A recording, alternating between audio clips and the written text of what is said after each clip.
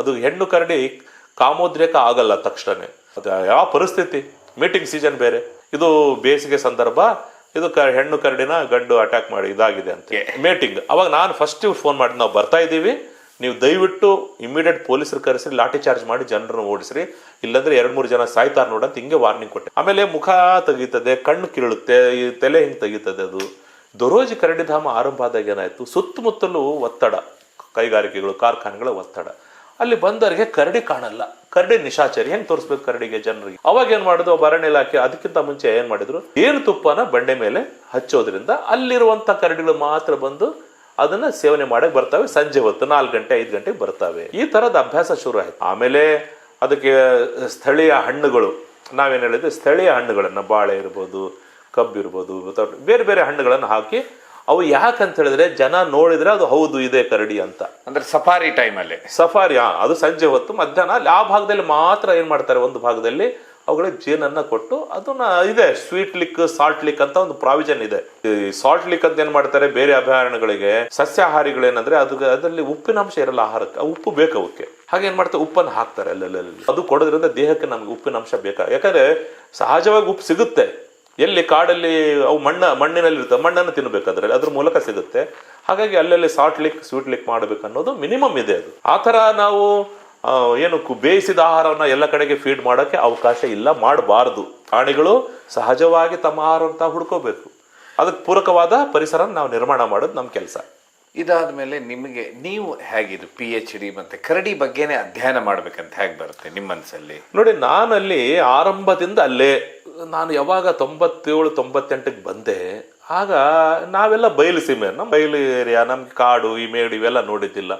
ನಾನು ಬಂಟ್ರಿ ಅಂತ ಗ್ರಾಮಕ್ಕೆ ಬಂದೆ, ಅಲ್ಲಿರುವಂತ ಕಾಡನ್ನು ನೋಡಿ ಪರಿಸರದ ಬಗ್ಗೆ ಆಳವಾಗಿ ನಾವು ಮುಳುಗ್ಬಿಟ್ಟು. ಇದು ನಮ್ಮ ಬಹಳ ಮುಖ್ಯವಾದ ವನ್ಯಜೀವಿ. ಬರ್ಡ್ ವಾಚಿಂಗ್ ಅಂದ್ರೆ ಗೊತ್ತಿದ್ದಿಲ್ಲ, ನಾವು ಬರ್ಡ್ ವಾಚಿಂಗ್ ಮಾಡಿ ಮೈಸೂರಿಗೆ ಹೋಗ್ತಿದ್ವಿ. ಆಮೇಲೆ ಶುರು ಮಾಡಿದ್ದಿಲ್ಲ, ಇದೆಲ್ಲ ಶುರು ಮಾಡಿ ಇನ್ವಾಲ್ವ್ ಆದೆ ಪೂರ್ತಿಯಾಗಿ. ಅವಾಗ ಏನಾಯ್ತು, ಇಲ್ಲಿ ಅರಣ್ಯ ಇಲಾಖೆ ನನಗೆ ವೈಲ್ಡ್ ಲೈಫ್ ವಾರ್ಡನ್ ಅಂತ ಮಾಡಿದಾಗ ನನಗೆ ಎಂಟ್ರಿ ಸಿಕ್ತು ಅವ್ರ ಒಳಗೆ, ಅವ್ರ ಜೊತೆ ಒಡನಾಟ ಹೆಚ್ಚಾಯ್ತು.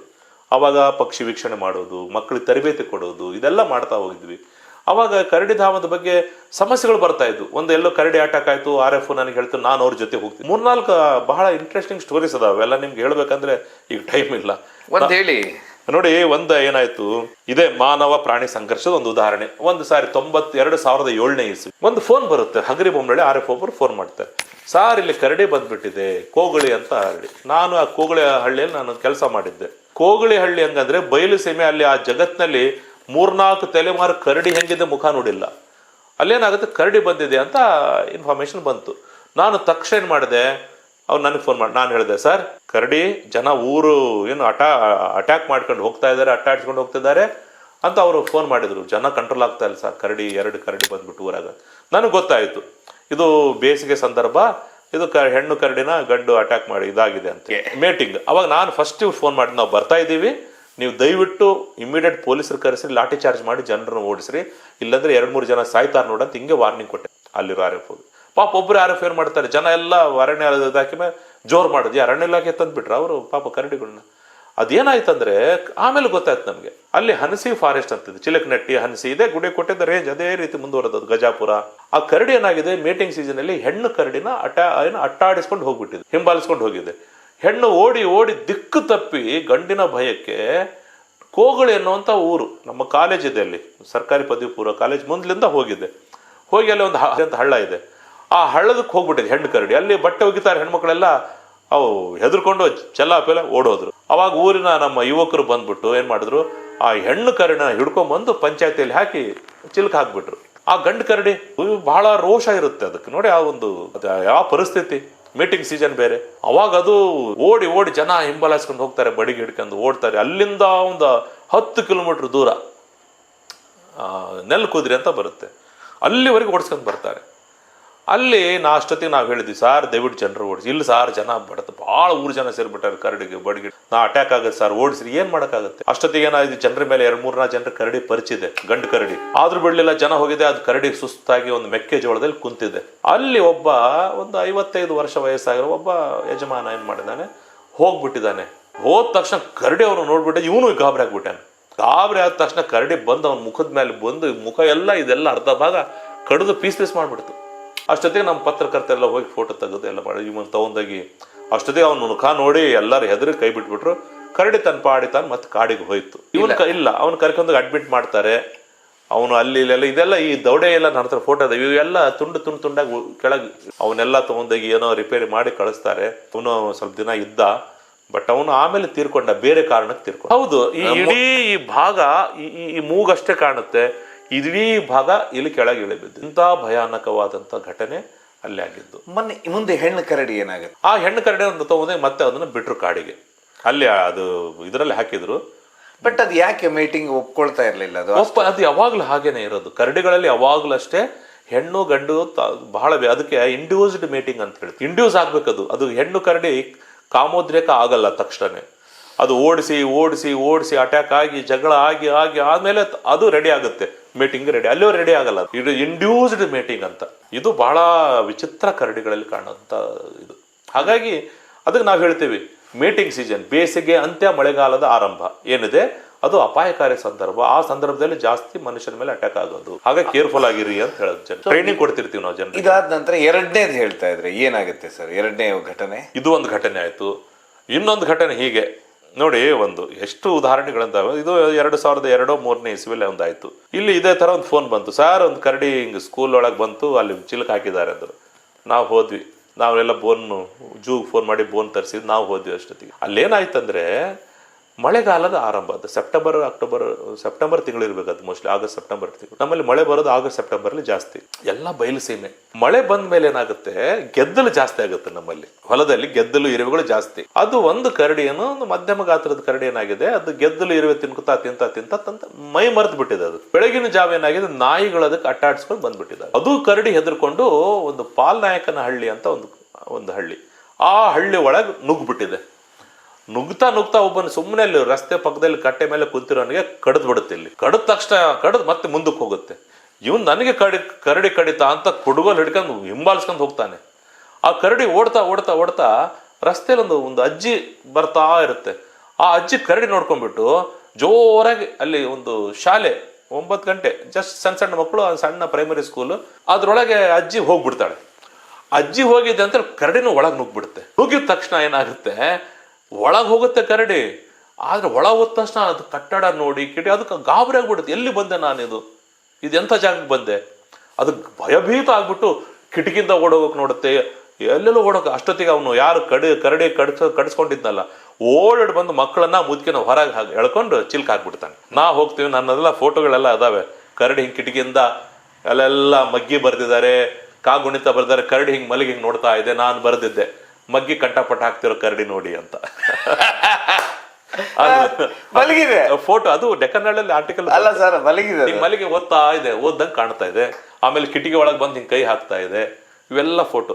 ಅಲ್ಲೆಲ್ಲ ಅಷ್ಟೊತ್ತಿಗೆ ಹೇಳಿದ್ವಿ, ಪೊಲೀಸರೆಲ್ಲ ಕರೆಸಿದ್ವಿ. ಜನ ಗುಡಿಸಲ ಮೇಲೆಲ್ಲ ಕುಂತಿದ್ದಾರೆ ಜನ. ಅಷ್ಟೊತ್ತಿಗೆ ನಾವು ಹೋದ್ವಿ, ಅದೆಲ್ಲ ನೋಡಿದ್ವಿ. ಆಯ್ತಪ್ಪ ನಡೀರಿ ಅಂತ ಹೇಳಿ ಎಲ್ಲ ಬೋನ್ ಕರೆಕ್ಟಾಗಿ ಬಾಯಿಗೆ ಇಡಿಸಿ, ಬಟ್ಟೆ ಹಾಕಿ, ಒಬ್ಬನ ಮೇಲೆ ಬೋನ್ ಎತ್ಕೊಂಡು ನಿಲ್ಲಕ್ಕೆ ಒಬ್ಬನ ಮೇಲೆ ಬಿಟ್ಟು ಕರಡಿ ಒಳಗೆ ತಂದು ಮುಚ್ಚಿ ತಗೊಂಬಂದ್ವಿ ಕರಡಿ ಧಾಮಕ್ಕೆ. ಏನಾಯ್ತು, ಒಂದ್ ಕಡೆ ಗಾದಿಗನೂರು ಮತ್ತು ಈ ಬೈಲುವದ್ದಿಗೇರಿ ಮಧ್ಯೆ ಒಂದು ತೋಟ. ರಾತ್ರಿ ಇಷ್ಟೊತ್ತಿಗೆ ಫೋನ್ ಬರುತ್ತೆ, ಕರಡಿ ಬಂದ್ಬಿಟ್ಟಿದೆ, ಮರ ಏರಿದೆ, ತೋಟದ ಮೇಲೆ ಮರದಾಗಿರುತ್ತೆ, ಇಳಿತಾ ಇಲ್ಲ. ಮರ ಹತ್ತಂದ್ರೆ ಜನರ ಭಯದಿಂದ ಮರ ಹತ್ತಿರುತ್ತೆ, ಇಲ್ಲ ಜೇನ್ ತಿನ್ನಕ್ ಹೋಗಿದೆ ಅಂತ ಮತ್ತೆ ಹೋದ್ವಿ. ನಾವು ಇಬ್ರು ಬೈಕ್ ಹಾಕೊಂಡು, ನಾನು ರೇಂಜ್ ಫಾರೆಸ್ಟ್ ಆಫೀಸರ್ ಹೋದ್ವಿ. ಏನ್ ಮಾಡಿದೆ ಅಲ್ಲಿ ನೋಡ್ತಿದೀವಿ. ಪಾಪ ಜನ ಏನ್ ಮಾಡಿದ್ದಾರೆ, ಒಂದು ಕಟ್ಟಿಗೆ ಬಿದಿರಿನ ಕೋಲಿಗೆ ಎಲ್ಲ ಬಟ್ಟೆ ಸುತ್ತಬಿಟ್ಟು ಅದಕ್ಕೆ ಸಿಮೆಂಟ್ ಹಾಕಿ ಬೆಂಕಿ ಹಚ್ಚಿ ಅದನ್ನ ತಿವಿತಾ ಇದ್ದಾರೆ. ಅದನ್ನ ಪಾಪ ಅದು ಜೀವ ಅಲ್ವಾ, ಅದು ಹಿಂಗೆ ಬಂದ ತಕ್ಷಣ ಮತ್ತೆ ಸುಮ್ಮನೆ ಇರ್ಬೇಕಾ? ತೆಗ್ದು ಓಡಿಸ್ತಾ ಇದೆ, ಅದನ್ನು ದಬ್ತಾ ಇದೆ ಆ ಬೆಂಕಿನ. ನಾವು ನೋಡಿದ್ವಿ. ಫೈರ್ ಸ್ಟೇಷನ್ ಕರೆಸ್ಬೇಕಾ? ಅದೇನು ಮರಿ ಅಲ್ಲ ಹಿಡ್ಕೊಂಡ್ ಬರೋಕ್ಕೆ. ಫೈರಿಂದು ಏನು ಏಣಿ ಹಾಕ್ಬಿಟ್ಟು ಅದನ್ನ ತಕ್ಕೊಂಡು ಇಳ್ಸಕ್ ಆಗಲ್ಲ. ನಾನು ಹೇಳಿದೆ, ಏನೋ ಪ್ರಯತ್ನ ಮಾಡಿದ್ರು ಅದು ಇಳಿಯಲ್ಲ. ಯಾಕೆ ಭಯ, ಅದು ಅಷ್ಟು ಹೆದರ್ಕೊಂಡ್ಬಿಟ್ಟಿದೆ ಜನ. ಇಷ್ಟೊಂದು ಜನ ಪಾಪದ ಏನೋ ಕಾರಣಕ್ಕೆ ಬಂದಿದೆ ಮೇಯ್ಕೊಂಡು. ಕರಡಿಧಾಮ ಪಕ್ಕದಲ್ಲೇ ಕರಡಿಧಾಮ ಇದೆ, ಇಲ್ಲಿ ತೋಟ ಮಾಡ್ಕೊಂಡಿದ್ದಾರೆ, ಅದ್ರಲ್ಲಿ ಮರ ಏರ್ಬಿಟ್ಟಿದೆ, ಬೇವಿನ ಮರ. ಅದಕ್ಕೆ ನಾನು ಹೇಳಿದೆ, ಸರ್ ನಾನೆಲ್ಲರೂ ಇದ್ರು ಜನ, ನೋಡಪ್ಪ ಅದು ಒಟ್ಟು ಕರಡಿ ಹೋಗ್ಬೇಕಲ್ಲ, ಬೆಳಕಾಗೋಷ್ಟೊತ್ತಿಗೆ ಹೋಗುತ್ತೆ. ನೀವು ಈಗಲೇ ಅದನ್ನ ಓಡಿಸ್ತೀನಿ ಹಿಡಿತೀನಿ ಅಂತ ಹೇಳಿದ್ರೆ ನಿನ್ನ ಮುಖಾನ ಹೆಂಡತಿ ಮಕ್ಕಳು ನೋಡಿದ್ರೆ ಹೆದರ್ಕೊಳ್ತಾರೆ, ಆ ಥರ ಗಾಯ ಮಾಡುತ್ತೆ. ದಯವಿಟ್ಟು ನೀವು ಹೋಗ್ರಿ, ಬೆಳಗ್ಗೆ ಏನಾರು ಇದ್ರೆ ನಾವು ಫೈರ್ ಸ್ಟೇಷನ್ ಕರ್ಕೊಂಬಂದು ಅದನ್ನ ಎತ್ಕೊಂಡು ಹೋಗಿ ನಾವು ಝೂಗ್ ಬಿಡ್ತೀವಿ, ಬಳ್ಳಾರಿ ಝೂಗೆ ಅಂತ ಹೇಳಿದ್ವಿ. ಸೊ ಅದು ಜನರಿಗೆಲ್ಲ ಹೇಳಕ್ ಒಂದು 2-3 ತಾಸು ಆಯ್ತು ಜನರಿಗೆ ಹೇಳೋಷ್ಟು. ಪಾಪ ಕರಡಿ ಮೇಲೆ ಕೂತ್ಕೊಂಡ್ಬಿಟ್ಟೆ, ಸುಮ್ಮನೆ ಆರಾಮಾಗಿ ಕೂತ್ಕೊಂಡಿದೆ. ಈಗ ಭಯ, ಕೆಳಗೆ ಬಂದ್ರೆ ಹೊಡಿತಾರಂತ ಕತ್ಲು. ಮನಸ್ಸು ಮಾಡಿ ಕರಡಿ ಅಕಸ್ಮಾತ್ ಕೆಳಗೆ ಇಳಿದಿದ್ರೆ ಯಾರಲ್ಲಿ ಉಳಿತಿದ್ದಿಲ್ಲ. ಯಾಕಂದ್ರೆ ಯಾವ ಪ್ರಾಣಿಯೂ ತನಗೆ ತಾನೇ ಬಂದು ಅಟ್ಯಾಕ್ ಮಾಡಲ್ಲ. ನಮ್ಮ ಹಾಗೆ ಸಿಟ್ಟಿಲ್ಲ, ನಿಮ್ಮ ಮೇಲೆ ಸಿಟ್ಟಿದೆ, ದ್ವೇಷ ಇದೆ, ಅಟ್ಯಾಕ್ ಮಾಡ್ಬೇಕಂತಿಲ್ಲ. ಅವಕ್ಕೇನಿದೆ, ತಮಗೆ ಬಂದ ಅಪಾಯ ಬಂದಾಗ ತಪ್ಪಿಸ್ಕೊಂಡು ಹೋಗ್ತಾ ಅವಾಯ್ಡ್ ಮಾಡ್ತವೆ. ಅವು ಅಟ್ಯಾಕ್ ಮಾಡಕ್ ಬರಲ್ಲ, ಅವಾಯ್ಡ್ ಮಾಡ್ತಾ ತಮ್ಮ ಜೀವಕ್ಕೆ ಬೆದರಿಕೆ ಬಂದಾಗ ಅಟ್ಯಾಕ್ ಆಗುತ್ತೆ. ಹಾಗಾಗಿ ನಾವೇನು ಹೇಳ್ತೀವಿ, ಬಿಡ್ಬಿಡ್ರಿ ಅಂದ್ವಿ.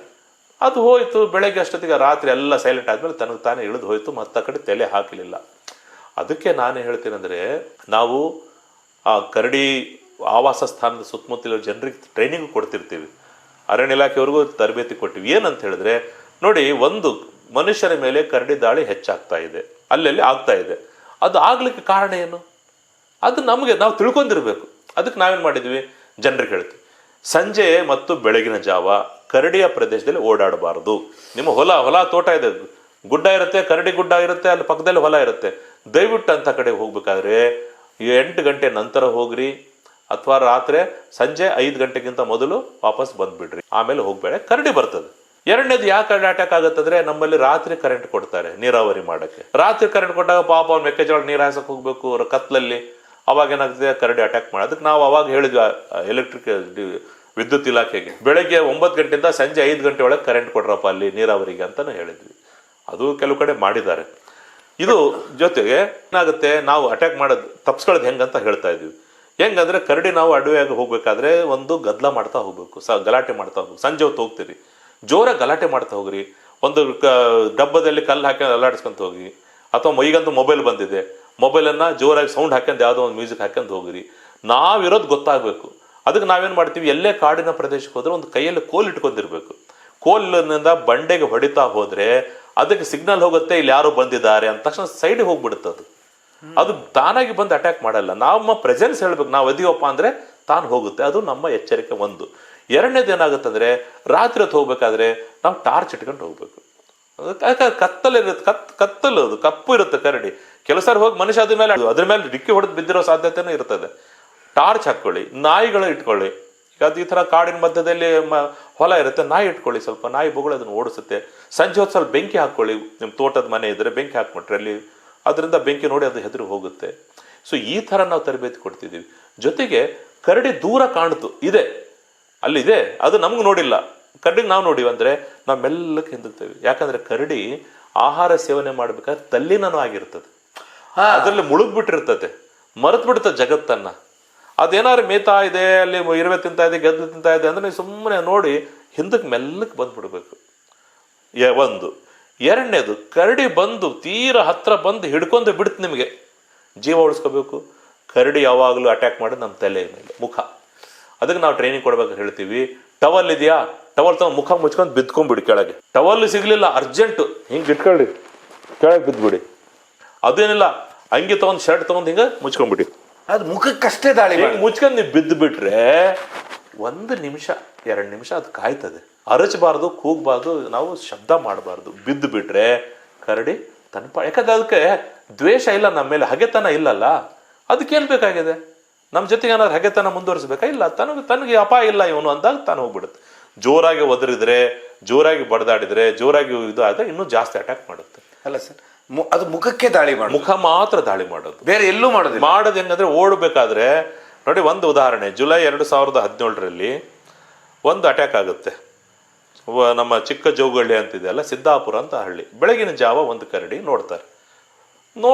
ನೋಡಿ ಸುಮ್ಮನೆ ಇದ್ಬಿಟ್ರೆ ಆಯ್ತು. ಬಡಿಗೆ ತಗೊಂಡು ಊರ್ ಜನ ಎಲ್ಲ ಅಟ್ಯಾಕ್ ಮಾಡೋದನ್ನ ಹಿಂಬಾಲಿಸ್ಕೊಂಡು ಹೋಗ್ತಾ ಒಬ್ಬ ರೈತ ಇರ್ತಾನೆ, ಅವನಿಗೆ ಕಾಲಿಗೆ ಮುಖ ಇಷ್ಟಿರುತ್ತಲ್ಲ, ಕಾಲು ಸಿಗುತ್ತೆ, ಕಾಲು ಕಚ್ಚುತ್ತೆ, ಹಿಂಗೆ ಪರಿಚಿತ ಓಡಿತು. ಮತ್ತೊಬ್ಬ ಮುಸ್ರೆ ತೊಳಿತಾರೆ ಹೆಣ್ಮಗಳು, ಆಕೆಗೆ ಹಿಂಗೆ ಹೊಡಿತು, ಹೋಯ್ತು. ಮುಂದೆ ಹೋಗ್ತಾ ಇನ್ನೊಬ್ಬನ ಯಾರು ಸಿಗ್ತಾನೆ, ಹಿಂಗೆ 13 ಜನರಿಗೆ ಅಟ್ಯಾಕ್ ಮಾಡಿತು ಒಂದು ದಿನ. ಅದರಲ್ಲಿ ಚಿಕ್ಕ ಜೋಗಳ್ಳಿ ಗ್ರಾಮದಲ್ಲಿ ಕಸ್ತೂರಿ ನಾಯಕ ಅಂತ 60 ವರ್ಷದ ಮುದುಕ, ತನ್ನ ಪಾಡಿಗೆ ತಾನು ಹೋಗ್ತಿದ್ದಾನೆ ಅವನು ಪಾಪ ರಸ್ತೆಯಲ್ಲಿ. ಅವನು ಸಿಕ್ಬಿಡ್ತಾನೆ, ಜನ ಹಿಂಗೆ ಬರ್ತಾ ಇದ್ದಾರೆ.